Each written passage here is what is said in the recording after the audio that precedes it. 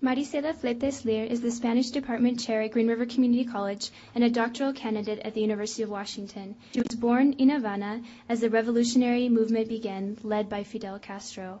Her scholarly research focuses on the role of women in revolutionary societies, constructions of Cuban nationalism in the literary works of Cuban writers, and Cuban-U.S. relations.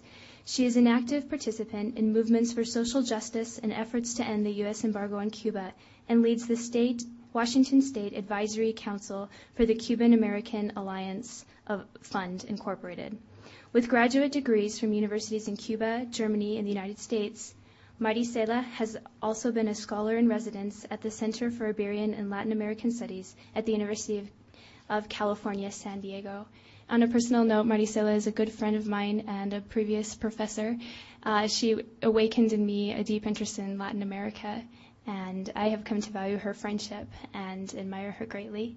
She will speak today. Her lecture is entitled Inside the Fatherland, the New Cuban Woman. Thank you.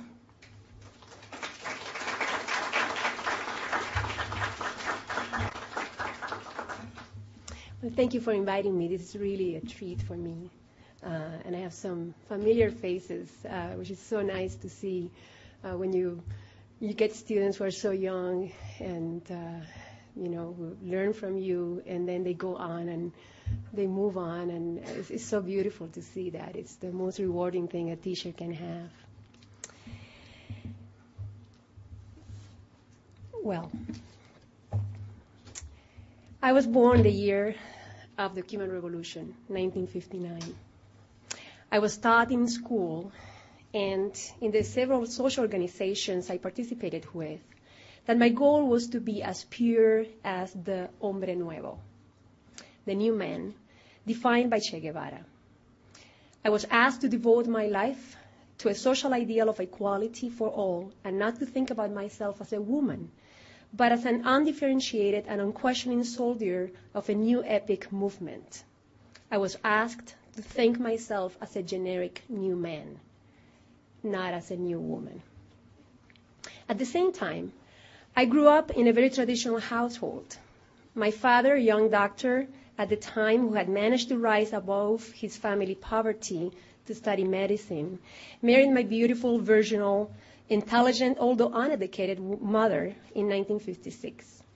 Both were members of Spanish immigrant families raised following very traditional Catholic mores. When my mother was 7 months pregnant with her first son, she stopped working as a sales clerk. In the Cuban tradition, my father told her that the house was her domain, and she accepted happily, ready to fulfill her role as wife and mother. My father had started a clinic in a working-class neighborhood, a career move in keeping with his humanitarian ideals about the practice of medicine. Everything was just going right for my family, for my parents, when in 1959 the revolution changed everything. My parents, never before involved in politics, but fully aware of the corruption and brutality of the Batista regime, readily supported the new leadership without getting politically involved in it. As the revolutionary process became more radicalized, Cuban professionals were tempted by job opportunities abroad, and many opted to leave the island. My parents considered various factors: their patriotic sentiments, their ties to family and friends, before deciding to stay and raise their children within the revolution. In the next few years, while my mother wondered if they had made the right decision, nearly all of their friends abandoned Cuba. She wasn't ready for the changes she had to face. Nobody really was. The revolution was not only a political and economic transformation of society as a whole, but a radical upheaval for the Cuban family as a social organism, and for women in particular. Cuban women were incorporated into the intellectual, political, and labor worlds as never before in Cuba. The Constitution of the Republic, in its 1992 version, boldly declares, and I'm quoting from the Constitution, "The state guarantees that women are offered the same opportunities as men, with the goal of achieving their full participation in the country's development. The state organizes institutions as daycare centers, boarding and semi-boarding schools, homes for the elderly, and services to facilitate the working family in the fulfillment of its responsibility. This is the 1992 version. The 1995 Human Development Report released by the United Nations Development Program recognized that Cuba leads the developing world in gender equality. There has been for 47 years a gradual program to improve women's conditions. My goal today is to discuss here the contradictions that have aroused throughout this process of improvement, as well as the elements that gradually became part of the new ideal for women, the concept of the new Cuban woman, and the lessons that can be drawn from the 47 years of revolution for women. Let me start by looking at some numbers. Among the 609 members of the Cuban parliament elected in 2002, Cuba has a parliament. It's called the National Assembly of the Poder Popular, the people's power. Out of the 609 members, 219 were women. That is around 36%. A figure that, though less than ideal, represents a significant advance in a country where politics used to be a men's affair before 1959. In comparison, for example, there are only 7 women in the United States Senate and 47 women in the House of Representatives, for 7% and 10.8% respectively. In the 2002 municipal elections for delegates to the municipal assemblies of the parliament, 23.3% of the elected officials were women. According to the statistics published by the Interparliamentary Union in November 2004, Cuba ranks 7th amongst the countries in the world with more political representation by women in national parliaments. I have to say, unfortunately, that the United States is at an embarrassing 57th place. In 2003, Cuba passed a new law that legalized either maternity or paternity leave for a whole year with 60% of the salary, up to 6 months more without salary, but with the guarantee of keeping his or her employment position. That is, after a child is born, either the father or the mother can decide who will stay with the child at home, and keeping 60% of the salary for a whole year to stay at home. We have a lot to learn there. It should be noted that since its approval in 2003 and up to June 2005, only 17 men had opted for this leave, as opposed to 97,483 women that enjoy it. But the possibility is there, the choice is there. That's what's important.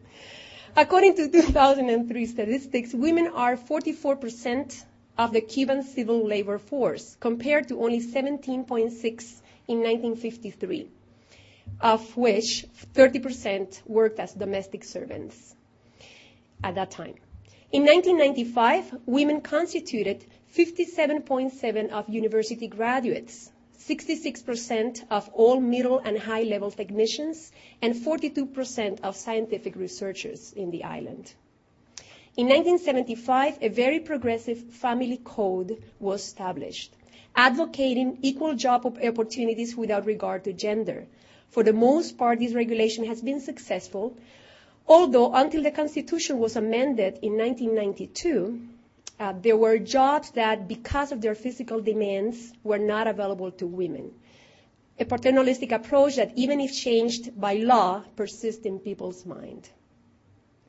While developing nations struggle with rapid population growth, Cuba's demographic growth resembles that of the developed countries. There has been an unprecedented decline of fertility rates after an initial baby boom in the 60s, largely due to women's freedom to pursue education and careers. In 1971, for instance, the average number of children per woman in Cuba was 3.88, but just a year later, in 1981, the figure had dropped to 163, which also presents some problems. In a country accustomed to the idea that las mujeres son animales de pelo largo e ideas cortas, this is just a very popular saying in Cuba before 1959, women are animals of long hairs and short ideas. These new freedoms were momentous strides forward. But despite the positive aspects of these achievements, 47 years of revolution, I claim, have not led to a truly egalitarian society. Cuba remains at its core a patriarchal, macho society. Trying to achieve women's equality within a paternalistic system like the Cuban one is a contradiction per se, exposing phenomena so conflicted and ironic as to qualify as paradoxical. And I will identify some paradoxes within this process. And I'll talk about that later, some of them later. Paradox 1. While women gained the freedom to join the social process of the revolution, this same freedom doubled or tripled their workload. Since the emphasis was placed not in creating a new type of family where men and women share household and childcare duties as equal partners at the beginning, until just very recent, but rather the emphasis was placed in the incorporation into the workforce of women and the creation of state-sponsored social institutions to help with domestic chores, like daycare centers, boarding schools, lunch programs for children in school, collective laundromats, etc. The institutional support has proven very inefficient and insufficient, thus increasing the burden on women who still today are recognized to carry the heavy load of house and family on their shoulders. This emphasis has been changing since the 1990s at the level of the publications by the FMC, and I'll talk about the FMC later, calling now for equal partnership within the family, but it's not a real part of the educational programs in Cuba. On the other hand, the main icons or ideal figures in Cuban society are mostly men without families or whose families are unknown or are not publicly recognized as such. Paradox 2. While women gained sexual freedom, their relationships became more unstable. In 1988, for instance, the divorce rate was 44.01. This has declined in the 90s, and in 1992, for instance, which is the last data I have, the divorce rate was 23.44, but still is very high. Paradox 3. While women made incredible gains in terms of representation within the workforce and the parliament, as I explained earlier, their numbers are very small in their representation at the highest level of the political leadership of the country, which is where the real decisions are taken. Since the last Congress of the Communist Party in 1997, of the 26 members of the Politburo of the Communist Party, which is the highest body, leading body in the island, only 2 are women. And amongst the 150 members of the Central Committee of the Communist Party, is like the equivalent of the Congress of the party, only 18 are women. So the number is extremely low at the political level. Paradox 4. In spite of all the educational work and laws to achieve women's equality, sexist language and images are still pervasive, even in the Communist Party rhetoric. Unfortunately, we don't have time. We just have very limited time. So I have a lot of examples of everything I'm saying, but you just have to trust me. Paradox 5, some of the significant gains for women within the revolution, particularly in the area of employment, are being jeopardized by the economic crisis of the 90s, which is the so-called special period after the fall of the Soviet Union and the socialist bloc. And this is evident in the resurgence in the island of prostitution and sex tourism, which was totally eliminated in 1959. Paradox 6, women gain freedom to participate in the political system on one hand, but on the other met continual barriers to creating their own organizations outside the system. The case of women's organization is a good example of the inherent paternalism in the Cuban system. It is as if a father, the state, were saying to his children, in this case women, I'll teach you, but when you learn, I won't let go of your hand. I'll give you a forum where you can speak, but I'll set the limits of what you can say, where, and how you can say it. On August 23, 1960, following Fidel Castro's direct suggestion, the Federation of Cuban Women, FMC, right, I'll refer to that as FMC, was created. As president, Fidel designated Vilma Espín, an industrial chemistry engineer who participated in the guerrilla war with the 26th of July movement and who married Fidel's brother, Raúl. Raúl leads since 1959 the army in Cuba. In the foundational event, Vilma explained that the FMC was to unify all existing women revolutionary organizations to become the feminine arm of the government in charge of establishing programs to benefit women. More than 85% of Cuba's female population over the age of 14 belongs to the FMC. The first Congress of the Cuban Communist Party established that all Cuban mass and social organizations, and please keep this quote in mind, I'm quoting now from the Communist Party, First Congress, all Cuban mass and social organizations ensure the party's closest bonds with the broad masses. They ensure its influence, the influence of the party, in education, guidance, and mobilization. They make it possible for our party's leadership to keep in touch with the feelings, problems, and opinions of every sector of the population, whose specific interests they defend and represent. Thus, social organizations are under the control of the party and must serve its purposes. Unfortunately, this means that a Cuban woman attending an FMC meeting does not dare to address issues outside the party guidelines. The national direction of the FMC, almost unchanged since its creation, is absolutely linked to the national direction of the Communist Party, since its president, Vilma Espín, is also a member of the Central Committee of the party. On balance, the Federation of Cuban Women has been a very positive force to improve women's life. For example, as a national organization, the FMC played the dominant role in organizing the literacy campaign in 1961 and instituted many social and rehabilitation programs to improve women's life. The FMC created special schools to retrain former domestic servants for new employment, for example, and established programs to help former prostitutes re-enter mainstream society. The FMC was instrumental in encouraging women to pursue non-traditional work. Vilma Espín, herself with a degree in chemical engineering, spearheaded FMC's drive to integrate women into more technical fields. Rural women were encouraged to learn technical skills, including tractor driving, specialized in farming techniques, etc. The FMC has also worked with all the Cuban housewives to achieve a junior high school equivalency, etc., etc. Undeniably, the FMC has accomplished much to benefit the lives of Cuban women.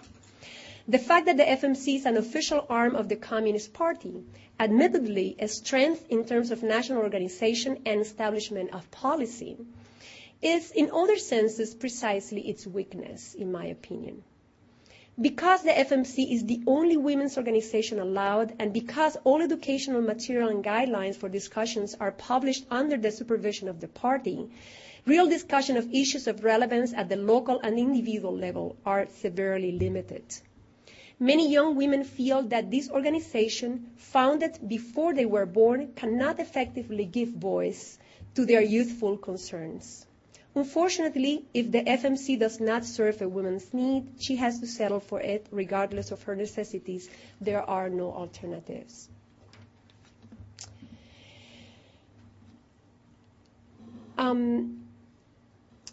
There's a wonderful book published in the United States by Lynn Stoner called From the House to the Streets. I really recommend this book. That book demonstrated that Cuba had a long tradition since the end of the 19th century of women organizing to fight for women's rights from different venues. There was a feminist tradition, for lack of a better word, which was denied by the Cuban Revolution and unknown to Cubans until Stoner's publication in the United States, not yet sold in Cuba. Her book, now translated into Spanish, passes now from hand to hand in Cuba as a real revelation. The same thinking that made possible the rejection of our women's tradition had negative consequences for any movement that isolated the problems of a particular social group in Cuba. Since the revolution made all Cubans equal by law, it was thought that any intent to address particular problems of minorities, be they of gender, sexual orientation, religious or ethnic differences, would reinforce discrimination or subordination. Equality was just assumed or legislated, so differentiation was deemed superfluous. This lack of differentiation impeded real social analysis and made dialogue on minority issues nearly impossible. Recently, the FMC has adopted a more open-minded view about these issues. For instance, in 2002, the magazine Mujeres, the official women's magazine of the FMC, recognized the existence, value, and acceptance of un enfoque de género, a gender analysis. In 1994, the University of Havana established a Cátedra de la Mujer, a sort of women's studies department, with links not only with national and international academia, but also with the FMC. There are now conferences, courses, and workshops on women issues organized at the university level. I would like to mention a particular and eloquent case about the limitations imposed by the state in terms of freedom to organize outside the box. The case of Magín, and you have there, which is the nickname of for the Asociación de Mujeres Comunicadoras, or Association of Women's Communications Workers. A group of 5 journalists decided in 1993 to create Magín, not as a feminist organization, but as women who wanted to work to change the image of women in the media in Cuba. This is the time when Cuba had, in the 90s, had opened the doors to the tourist industry, given the economic crisis created by the disappearance of the socialist bloc. As is customary in most underdeveloped countries that depend on tourism, at the beginning of the 90s, also in Cuba, the media, tourist brochures, and agencies were using the female body to attract tourists. I was going to bring a lot of them, but then I decided not to. Yeah.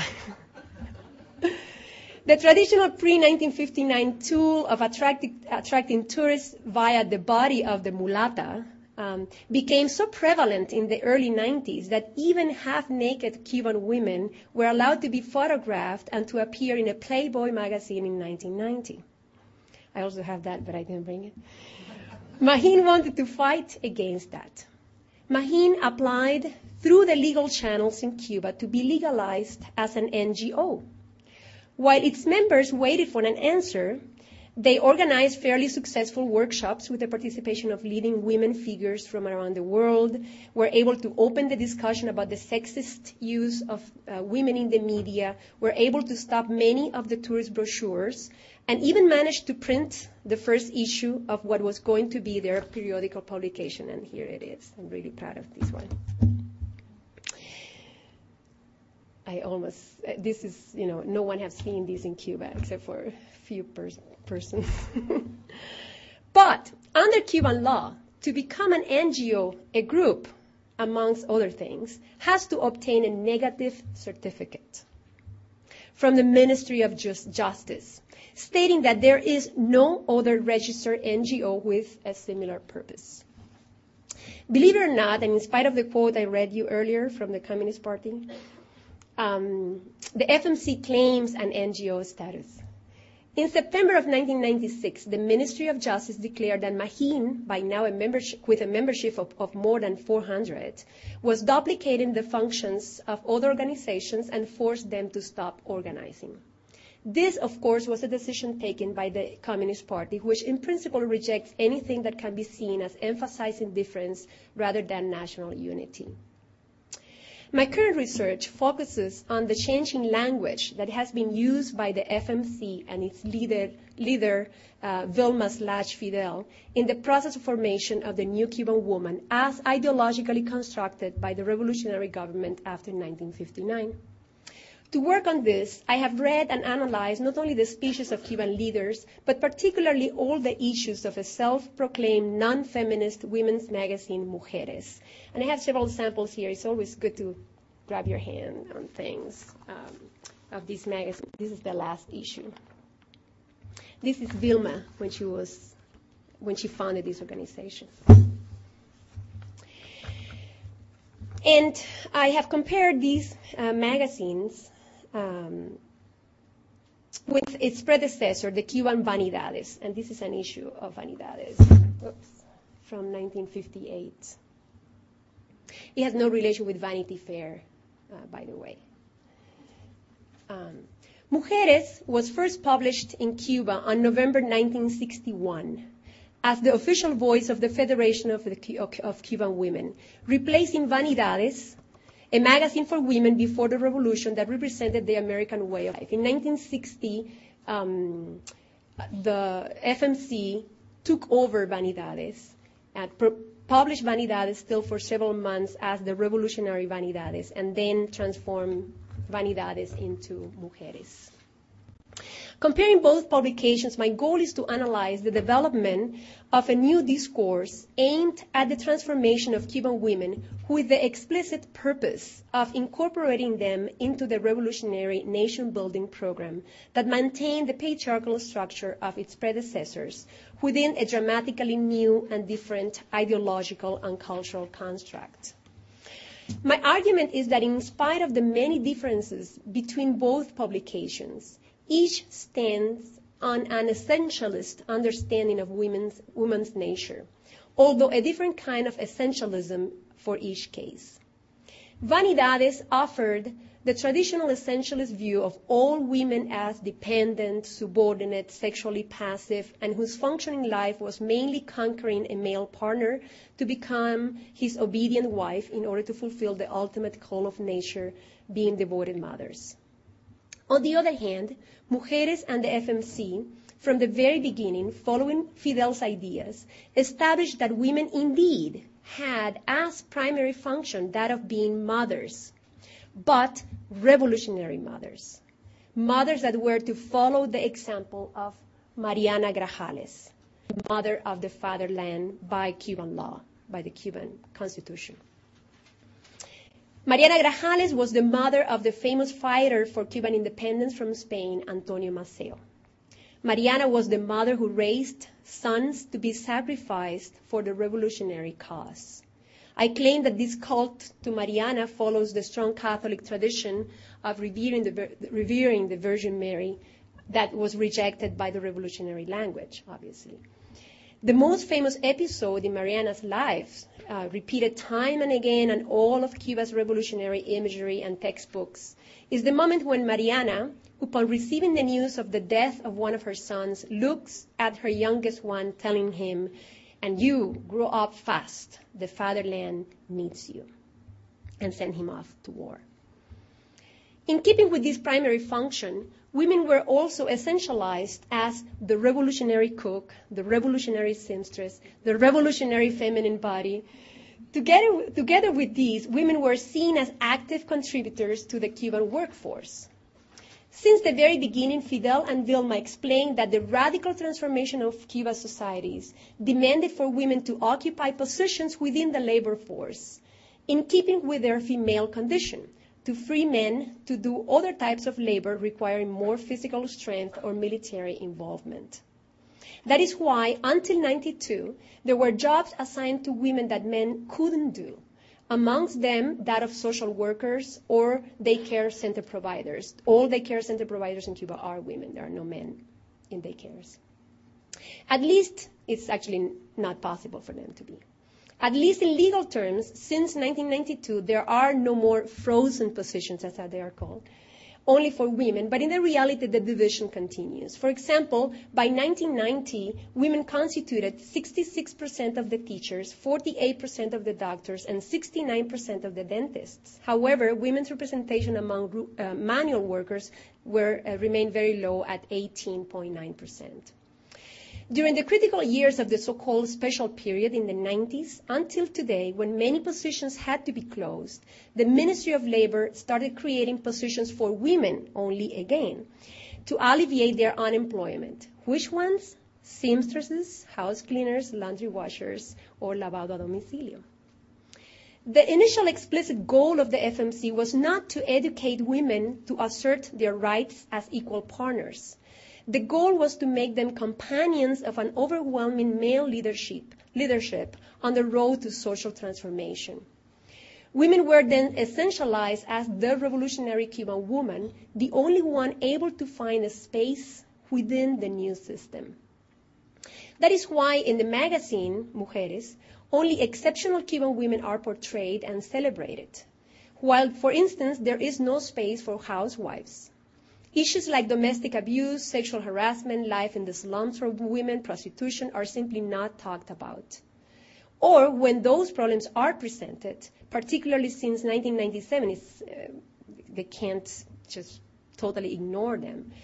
They are in general dealt with as rezagos del pasado, remains from the past, or as weaknesses, but never as a result of the failures of the social system established in Cuba. It is interesting, for instance, that in 1980, when the Mariel boat lift occurred and thousands of Cubans abandoned the island, the magazine Mujeres didn't even mention this tragedy and definitely didn't deal with what that exodus meant for Cuban families. As the saying goes in Cuba, when you want to be assured that all is perfect in the island, just open an official publication. Paradise is there. It is possible to summarize here the common words used from the very beginning to characterize the ideal Cuban woman that was propagated through Mujeres: sacrifice, responsibility, solidarity, capacity to save resources, mothers, supportive, faithful to Fidel and the party.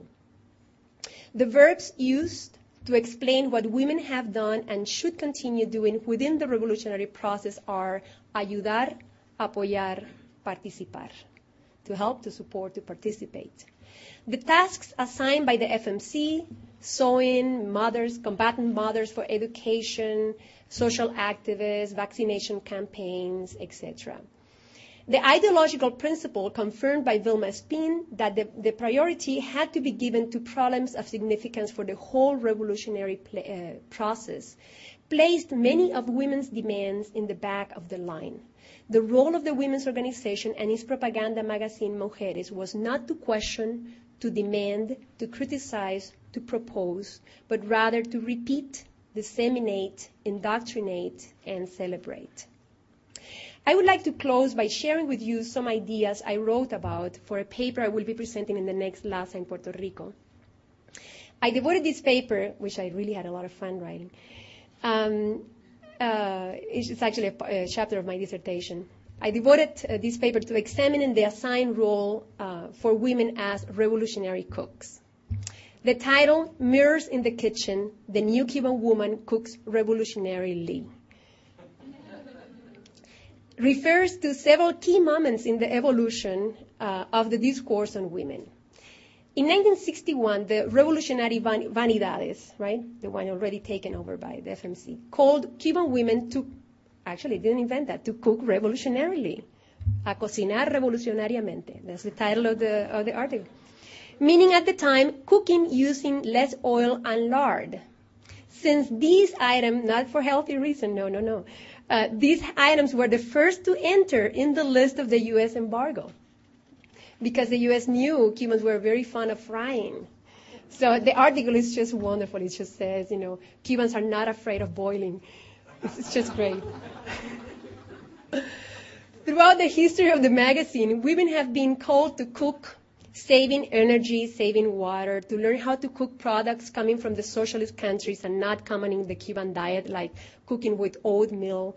There's a recipe. Part of my paper is an analysis of Cuban cooking books by the Cuban cook guru, Mixa Villapol. And she has incredible recipes like oatmeal with garlic. God. Anyway, cooking with oatmeal or yogurt or lentil, cacha, soy products. At the same time, women were called to keep the beauty in spite of scarcity. That's why the title Mirrors in the Kitchen.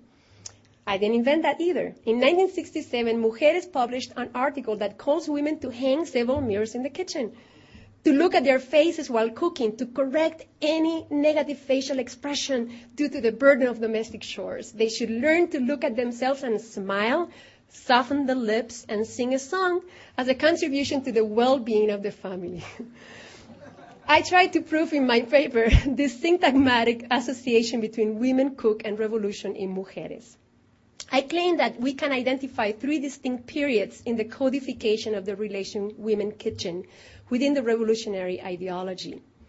The first one, from 1959 to 1987, identified with the syntagma, cook revolutionarily or cocine revolucionariamente. The second one, from 1988 to 1999, which can be identified with invite him softly into the kitchen. And the third one, since the year 2000, that commands you and him into the kitchen. This last syntagma enters the magazine's discourse at the moment in which it assumes analytical positions closer to today's feminist gender analysis. It is in this last period, though, when one can see a disparity between the magazine's discourse and the official discourse of the leaders of the revolution. So there is, in the last years, I claim, a disparity between those discourses. The ultimate example of these disparities is a delightful one that also touches on the magical realism of the autumn of the patriarch. In the official act, and here goes the example, in the official act to commemorate International Women's Day on March 8th of last year, Fidel gives a speech for the Federation of Cuban Women Assembly. He always does the last speech in the Congress of Women. It is here that Fidel decides to announce the appearance in the Cuban market at subsidized prices of ollas arroceras, rice cookers, as a way of saving energy while cooking rice and alleviating women's chores in the kitchen. So in his very populist way of talking, his very interesting way of approaching the masses, he yells and says, raise your hand, those women who want ollas arroceras. And of course, everybody raised hands. There you go. Well, then you have it. This is. So in spite of recent efforts by the magazine and women like the ones involved in the project Mahin, the official discourse continues putting the pots in the hands of women, following the tradition established in 1959 in which the patriarch is in charge of naming, orienting, and ultimately deciding who, how, and what to use to cook. Thanks.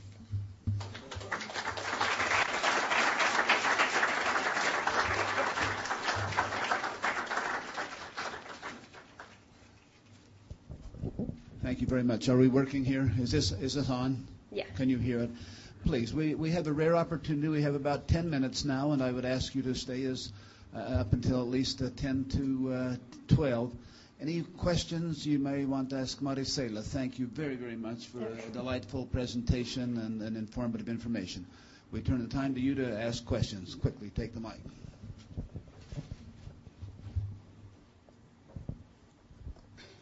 I just had a question. Earlier you said you worked a lot with trying to get rid of the U.S. embargo with Cuba. I was wondering if there's some like organizations that we could get involved with that would work on that. Like, what do you know about that? Sure.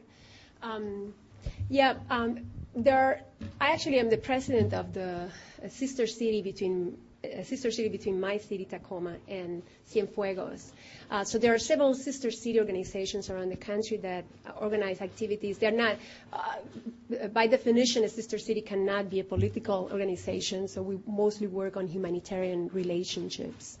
So that's one of the areas where those efforts are done. Now, the other area, there are organizations like the Cuban American National Alliance Education Fund. There is Pastor for Peace, Global Exchange in San Francisco, that are leading efforts to fight the embargo against Cuba, which is, total irrational policy in my mind. But mostly, I think the most important thing for us is to let our officials, our elected officials, know what we think. Because I do think that we have the power to change things. And it has taken a long time, though. There's so many political interests. By the way, I wanted to recommend talking about another book that I just finished reading, and it's just wonderful, wonderful. It's called La Lucha for Cuba, Religion and Politics in the Streets of Miami. And the author's is De La Torre, the last name. It's really a wonderful book analyzing politics in Miami, which of course is very related to the existence of the embargo, and that's why I just remember. La Lucha for Cuba. It's really wonderful. It's so well written and very sophisticated theoretically. So. Have you seen an end in sight for that, or is it just still just sitting there and no one's really doing anything in politics? Sometimes I want to. I think it's actually very linked to my talk, the fact that it's part of this patriarchal macho tradition of, two boys facing each other, saying, I am right, you're right, I'm right, and I have the pants, and that's the way it has to be until I say it. And because, every time the United States I have to say that there are problems on each side in this issue of the embargo. Because, for instance, in 1994, the word was out that Clinton was about to lift embargo, or at least partially lift embargo. And at that moment, of course, and I think with all the rights, Cuba decides to shut down an airplane from Miami, from the organization Brothers to the Rescue, that illegally have been flying over the Cuban airspace for years, throwing leaflets. But at that moment, a moment when there's an obvious relaxation and the possibility, everybody's talking about that, Cuba shuts down the airplane. And of course, that immediately triggered for the United States to pass the Helms-Burton law and strengthen the embargo, and then that just, then that triggered the Balseros crisis, the rafters crisis, and now you have, thousands of rafters still in the Guantanamo base. I mean, it's just a crazy, crazy moment. And of course, with the Bush administration, it just has gotten worse. And there are more and more laws restricting relations. For instance, in the last 2 years, the Bush administration passed a law that prohibits Cuban Americans from going to Cuba. We can only go now once every 3 years and after asking for permission. So the United States government is telling me that I cannot see my parents. So it forces me to lie to the government because I go every year. But I have to go through a third country. I mean, of course I will. I can't. Who can tell me I'm not going to see my father? So I think it's also it's very related to the patriarchal nature of our societies.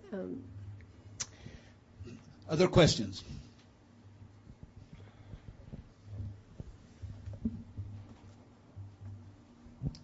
Just in relation to the trade embargoes, if you could recommend some literature that could explain a little bit more about that. I'm not so familiar with that. Mm-hmm. And also the question that I had is, do you feel that the government in Cuba is actually in touch with the people? Because you're mentioning like disparities between like the not recognition of minority issues. Mm-hmm. Let's see, about the literature on the embargo. I'm trying to go through my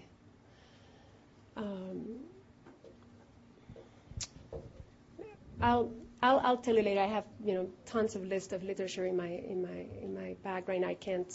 But there's a good book by Max Asikri.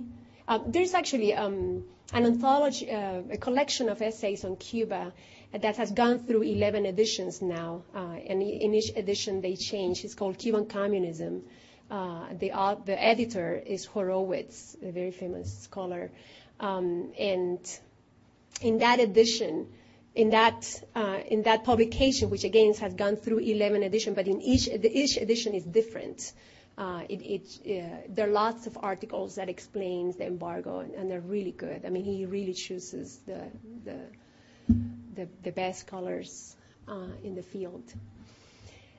Whether the government is in touch with the people and the needs of the people is a very complex question, because there is no clear-cut answer, like in many things in Cuba. You know, people ask me, "Do you like Castro?" And I cannot say yes or no. It's not a yes or no, because we are all. Life is not black and white. Life has a lot of shades and colors, and if you think about all the things that the revolution has done for the people in Cuba, if you compare the Cuban people before 1959 with the Cuban people today, I'll say yes, they are in touch with the people.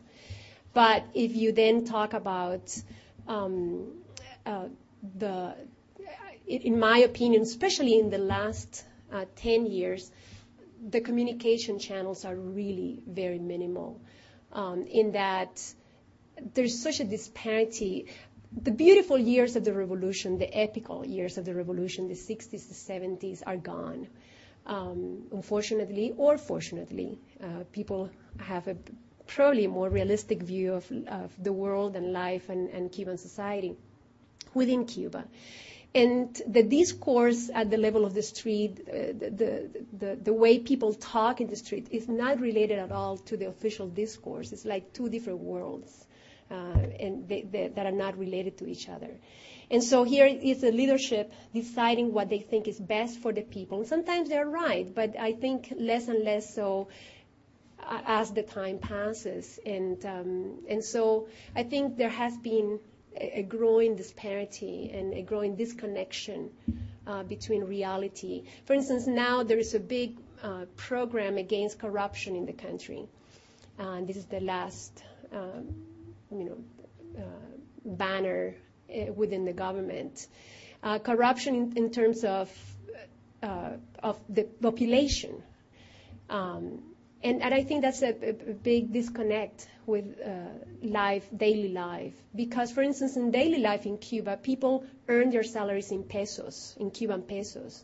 But their most important necessities have to be bought or obtained in dollars, in Cuban dollars, which is a type of pesos. How do you do that? A Cuban dollar equals 25 pesos. For instance, my brother is a surgeon in Cuba. His salary is 500 pesos, but what he really can buy with that is what, 20 pesos, right? So what can you get with that? So everybody has to live out of the black market. So that creates a double standard. And so for the Cuban government to say we have to eliminate the black market is totally unrealistic, because there's a disparity between prices and currency. Simply put, you earn a money that is worth nothing. So, Marisela, thank you very much. Our students probably have to get to their next classes. We appreciate it. Thank you so much.